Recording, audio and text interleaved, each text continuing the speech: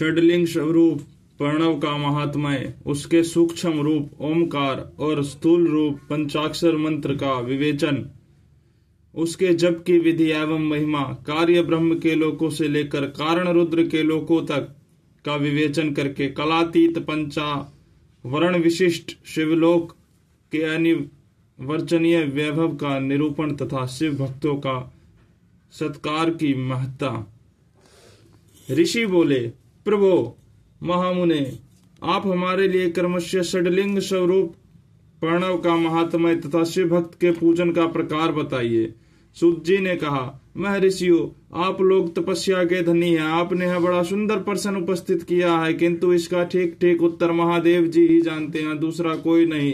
तथापि भगवान शिव की कृपा से ही मैं इस विषय का वर्णन करूंगा। वे भगवान शिव हमारी और आप लोगों की रक्षा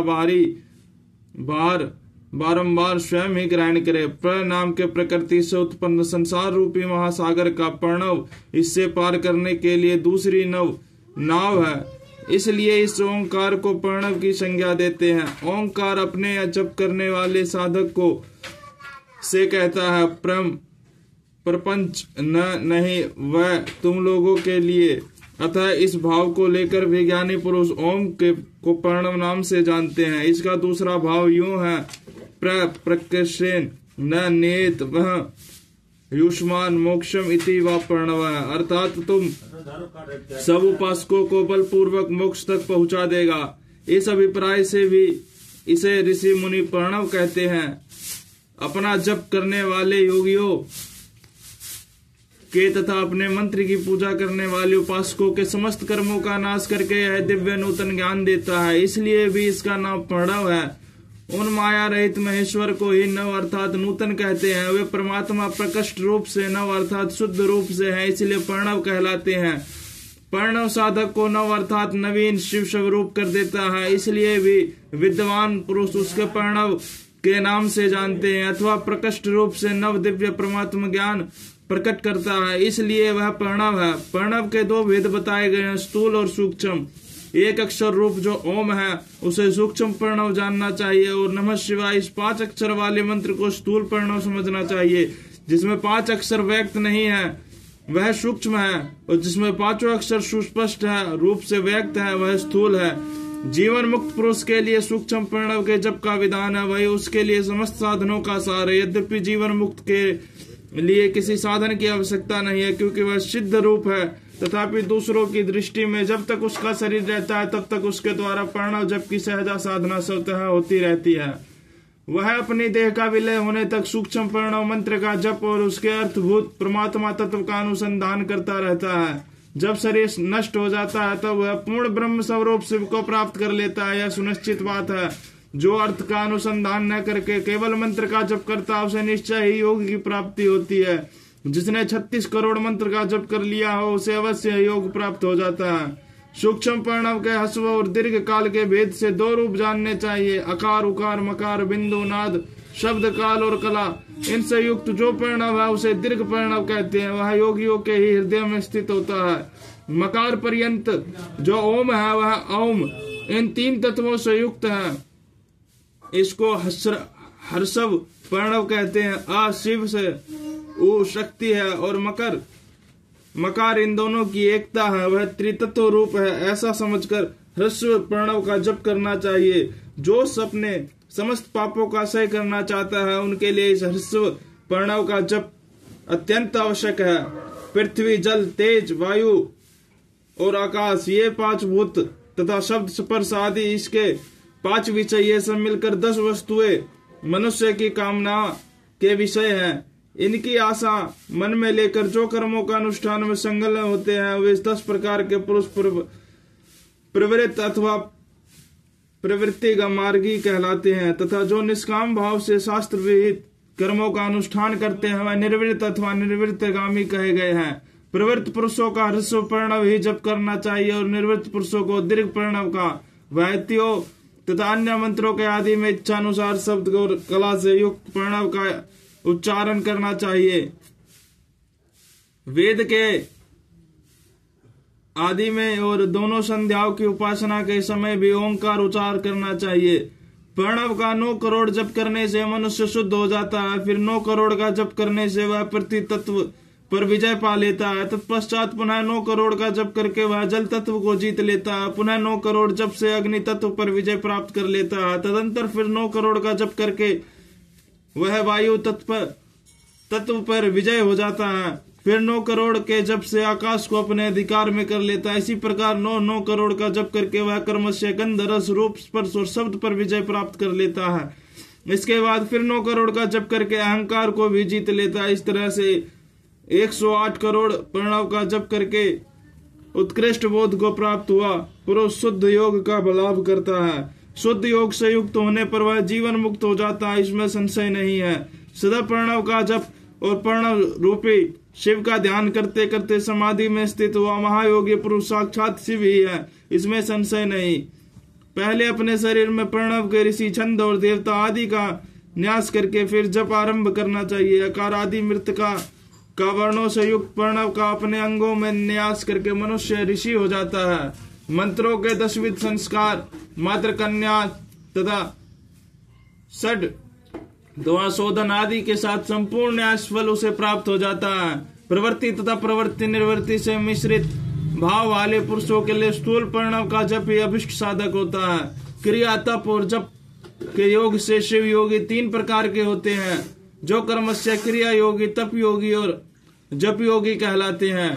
जो धन आदि वैभवों से पूजा सामग्री का संचय करके हाथ आदि अंगों से नमस्कार आदि क्रिया करते हैं, इष्ट देव की पूजा में लगा रहता है, वह क्रिया योगी कहलाता है। पूजा में संलग्न रहकर जो परमित भोजन करता है, ब्रह्म इंद्रियों को जीत कर वश में किए रहता है और मन को भी वश में करके प्रद्रोह आदि से दूर रहता है, वह तप योगी कहलाता है। इन सभी सद्गुणों से युक्त होकर जो सदा शुद्ध भाव से रहता है तथा समस्त काम आदि दोषों से रहित हो शांत चित्त से निरंतर जप किया करता है, उसे महात्मा पुरुष जप योगी कहते हैं। जो मनुष्य 16 प्रकार के उपचारों से शिव योगी महात्माओं की पूजा करते हैं, वह शुद्ध होकर शालोक्य आदि के क्रम से उत्तरोत्तर उत्कृष्ट मुक्ति को प्राप्त कर लेते हैं। द्विजो, अब मैं जप योग का वर्णन करता हूं, तुम सब लोग ध्यान से सुनो। तपस्या करने वाले के लिए जप का उद्देश्य किया गया है, क्योंकि वह जप करते करते अपने आप को सर्वथा शुद्ध निष्पाप कर लेता। ब्राह्मणों, पहले नमः पद हो, उसके बाद चतुर्थी विभक्ति में शिव शब्द हो तो तत्वात्मक नमः शिवाय मंत्र होता है। इसे शिव पंचाक्षर कहते हैं। यह स्थूल प्रणव रूप है।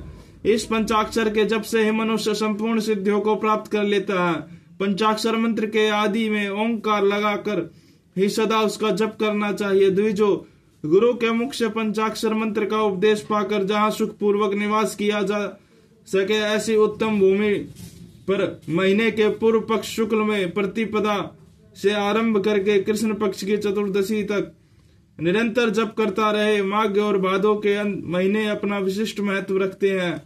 यह समय सब समयों से उत्तमोत्तम माना गया है।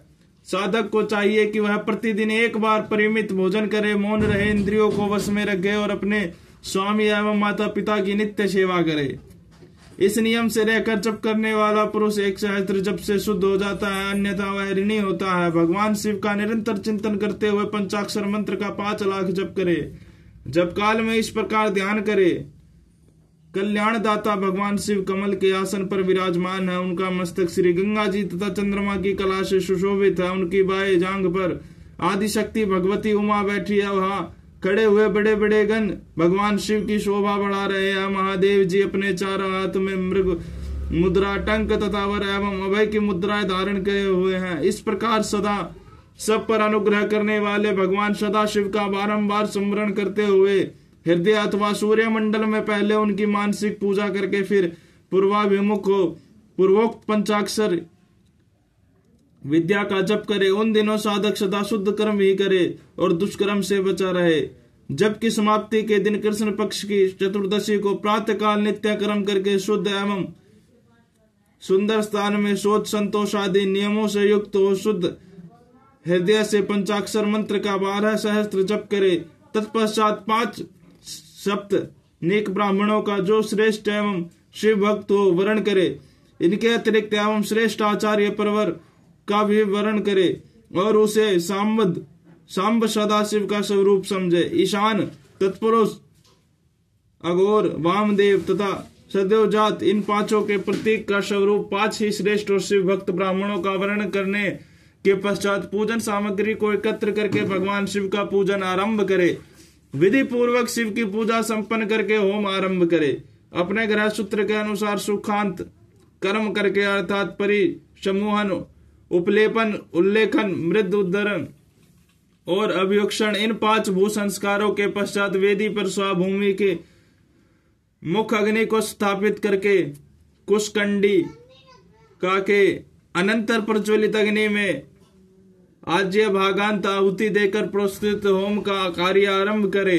कपिला गाय के घी से 11, 101 अथवा 1000 एक आहुतियां स्वयं ही दे अथवा विद्वान पुरुष भक्त ब्राह्मणों से 108 आहुतियां दिलाए।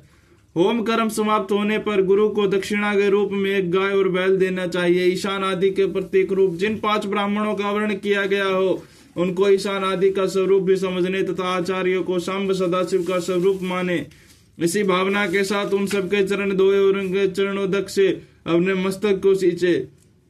ऐसा करने से वह साधक अगणित तीर्थ में तत्काल स्नान करने का फल प्राप्त कर लेता है। उन ब्राह्मणों को भक्ति पूर्वक दशांश अन्न देना चाहिए। गुरु पत्नी को प्राशक्ति मानकर उनका भी पूजन करे। ईशान आदि क्रम से उन सभी ब्राह्मणों का उत्तम अन्न से पूजन करके अपने वैभव विस्तार के अनुसार रुद्राक्ष, वस्त्र, बड़ा और पूजा आदि अर्पित करे। तदंतर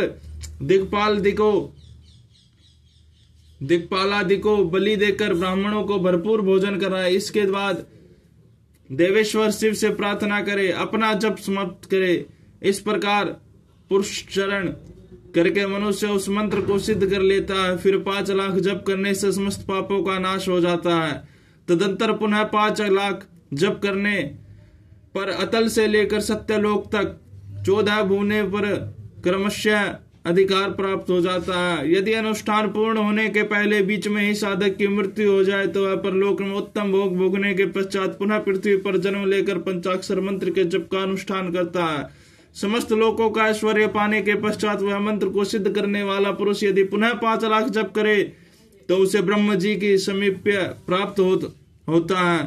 पुनः 5 लाख जप करने से सारूप्य नामक ऐश्वर्य प्राप्त होता है। 100 लाख जप करने से वह साक्षात ब्रह्म के समान हो जाता है। इस तरह कार्य ब्रह्म हिरण्यगर्भ का साध्य प्राप्त करके वह उस ब्रह्म का पालन प्रलय होने तक उस लोक में यथेष्ट भोग भोगता है। फिर दूसरे कल्प का आरंभ होने पर वह ब्रह्म जी का पुत्र होता है। उस समय फिर तपस्या करके दिव्य तेज से प्रकाशित हो वह क्रमशः मुक्त हो जाता है। पृथ्वी आदि कार्य स्वरूप भूतों द्वारा पाताल से लेकर सत्यलोक पर्यंत ब्रह्मा जी के 14 लोक क्रमशः निर्मित हुए हैं। सत्यलोक से ऊपर समालोक तक जो 14 भुवन है वे भगवान विष्णु के लोक हैं। समालोक से ऊपर सूची लोक पर्यंत 28 भुवन स्थित है। सूची लोक के अंतर्गत कैलाश में प्राणियों का संहार करने वाले रुद्रदेव विराजमान हैं। सूची लोक से ऊपर अहिंसा लोक पर्यंत 56 भुवनों की स्थिति है। अहिंसा लोक का आश्रय लेकर जो ज्ञान कैलाश नामक नगर शोभा पाता है उसमें कार्यभूत महेश्वर सबको अदृश्य करके रहते हैं। अहिंसा लोक के अंत में काल चक्र की स्थिति है। यहाँ तक महेश्वर के विराट स्वरूप का वर्णन किया गया है। वहीं तक लोकों का तिरोधान अथवा लय होता है। उससे नीचे कर्मों का भोग है और उससे ऊपर ज्ञान का भोग है। उसके नीचे कर्म माया और उसके ऊपर ज्ञान माया है।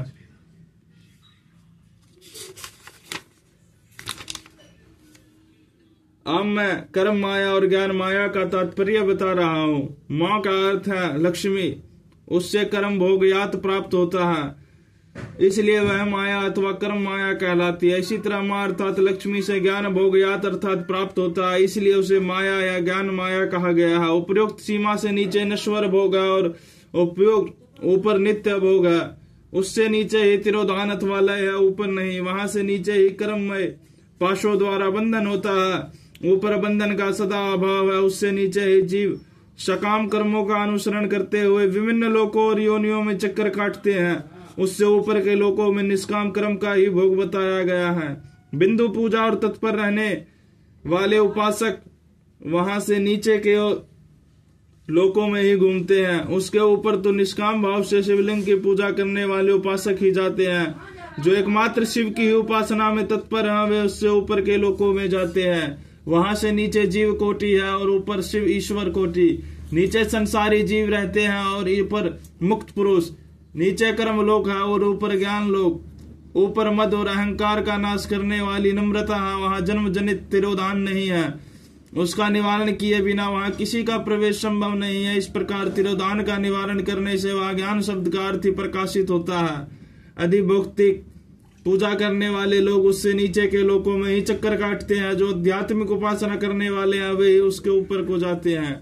जो सत्य अहिंसा आदि धर्मों से युक्त तो भगवान शिव के पूजन में तत्पर रहते हैं वे काल चक्र को पार कर जाते हैं। काल चक्रेश्वर की सीमा तक जो विराट महेश्वर लोक बताया गया है उससे ऊपर वृषभ के आकार में धर्म की स्थिति है। वह ब्रह्मचर्य का मूर्तिमान रूप है। उसके सत्य, शौच, अहिंसा और दया ये 4 पाद हैं। वह साक्षात शिवलोक के द्वार पर खड़ा है। क्षमा उसके सिंह है, श्रम कान है एवं वह वेद धमनी रूपी शब्द से विभूषित है। आस्तिकता उसके दोनों नेत्र है। विश्वासी उसकी श्रेष्ठ बुद्धि है। वह मन है। क्रिया आदि धर्म रूपी जो वृषभ है वे कारण आदि में स्थित है, ऐसा जानना चाहिए। उस क्रिया रूप वृषभ आकार धर्म पर कलातीत शिव आरूढ़ होते हैं। ब्रह्म, विष्णु और महेश्वर की जो अपनी अपनी आयु है उसको दिन कहते हैं। जहाँ धर्म रूपी वृषभ की स्थिति है उससे ऊपर न दिन है न रात्रि। वहां जन्म मरण आदि भी नहीं है। वहां फिर से कारण स्वरूप ब्रह्म के कारण सत्यलोक पर्यंत 14 लोक स्थित है जो 5 भौतिक ग्रंथ आदि से परे है। उनकी संतान स्थिति है, सनातन स्थिति है। सूक्ष्म गंध ही उनका स्वरूप है। उनसे ऊपर फिर कारण स्वरूप विष्णु के 14 लोक स्थित है। उनसे भी ऊपर फिर कारण रूपी रुद्र के 28 लोकों की स्थिति मानी गई है। फिर उनसे भी ऊपर कारण से शिव के 56 लोक विद्यमान है। तदंतर शिव सम्मत ब्रह्मचर्य लोक है और वहीं 5 आवरणों से युक्त ज्ञानमय कैलाश है जहां 5 मंडलों, 5 ब्रह्म कालों और आदि शक्ति से युक्त आदि लिंग प्रतिष्ठा है। उसे परमात्मा शिव का शिवालय कहा गया है। वही पराशक्ति से युक्त परमेश्वर शिव निवास करते हैं। वे सृष्टि, पालन, संहार, तिरोभाव और अनुग्रह इन 5 कृत्यों में प्रवीण है। उनका श्री विग्रह सच्चिदानंद स्वरूप है। वे सदा ध्यान रूपी धर्म में ही स्थिति है और सदा सब्र पर अनुग्रह किया करते हैं। वे स्वात्मा राम है और समाधि रूपी आसन पर आसीन हो नित्य विराजमान होते हैं। कर्म एवं ध्यान आदि का अनुष्ठान करने से कर्मस्य साधन पथ में आगे बढ़ने पर उनका दर्शन साध्य होता है। नित्य नैमित्तिक आदि कर्मों द्वारा देवताओं का यजन करने से भगवान शिव के समाराधन कर्म में मन लगता है। क्रिया आदि जो शिव संबंधी कर्म है उनके द्वारा शिव ज्ञान सिद्ध करे। जिन्होंने शिव तत्व का साक्षात्कार कर लिया है अथवा जिन पर शिव की कृपा दृष्टि पड़ चुकी है वे सब मुक्त ही हैं, इसमें संशय नहीं। आत्म स्वरूप से जो स्थिति है वह मुक्ति है। एकमात्र अपने आत्मा में रमन या आनंद का अनुभव करना ही मुक्ति का स्वरूप है। जो पुरुष क्रिया तप जप ज्ञान और ध्यान रूपी धर्मों में भली बात स्थित है वह शिव का साक्षात्कार करके स्वात्मार्मात रूप मोक्ष को भी प्राप्त कर लेता है। जैसे सूर्य देव अपनी किरणों से अशुद्धि को दूर कर देते हैं उसी प्रकार कृपा करने में कुशल भगवान शिव अपने भक्त के अज्ञान को मिटा देते हैं। अज्ञान की निवृत्ति हो जाने पर शिव ज्ञान स्वतः प्रकट हो जाता है।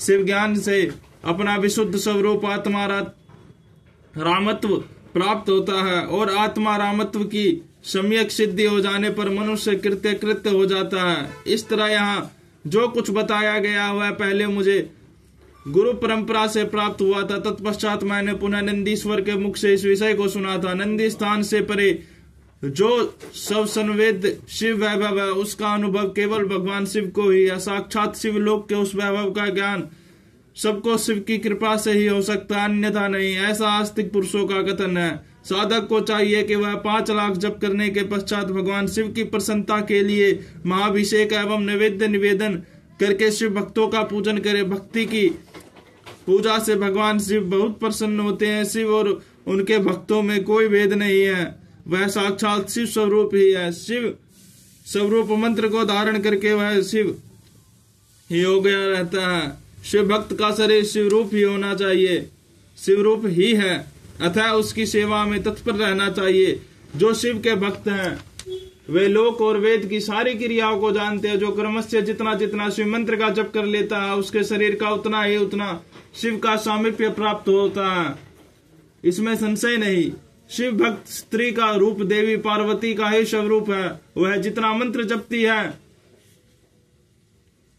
उसे उतना ही देवी का सानिध्य प्राप्त होता जाता है। साधक स्वयं शिवरूप होकर पराशक्ति का पूजन करे। शक्ति वैर तथा लिंग का चित्र बनाकर अथवा मिट्टी आदि से इनकी आकृति का निर्माण करके प्राण प्रतिष्ठा पूर्वक निष्कपट भाव से इनका पूजन करे। शिवलिंग को शिव मानकर अपने को शक्ति रूप समझकर, शक्ति लिंग को देवी मानकर और अपने को शिव रूप समझकर शिवलिंग को नाद रूप तथा शक्ति को बिंदु रूप मानकर परस्पर सटे हुए शक्ति लिंग और शिवलिंग के प्रति उप प्रधान और प्रधान की भावना रखते हुए जो शिव और शक्ति की पूजा करता है वह मूल रूपी भावना करने का कारण शिव रूप ही है। शिव भक्त शिव मंत्र रूप होने के कारण शिव के ही स्वरूप है। जो 16 उपचारों से उनकी पूजा करता है उसे अभिष्ट वस्तुओं की प्राप्ति होती है। जो शिवलिंगोपासक शिव भक्त की सेवा आदि करके उसे आनंद प्रदान करता है उसे विद्वान पर भगवान शिव बड़े प्रसन्न होते हैं। 5, 10 या 100 सप्तनिक शिव भक्तों को बुलाकर भोजन आदि द्वारा पत्नी सहित उनका सदैव समादर करे। धन में, देह में और मंत्र में शिव भावना रखते हुए उन्हें शिव और शक्ति का रूप जानकर निष्कपट भाव से उनकी पूजा करे। ऐसा करने वाला पुरुष इस भूतल पर फिर जन्म नहीं लेता।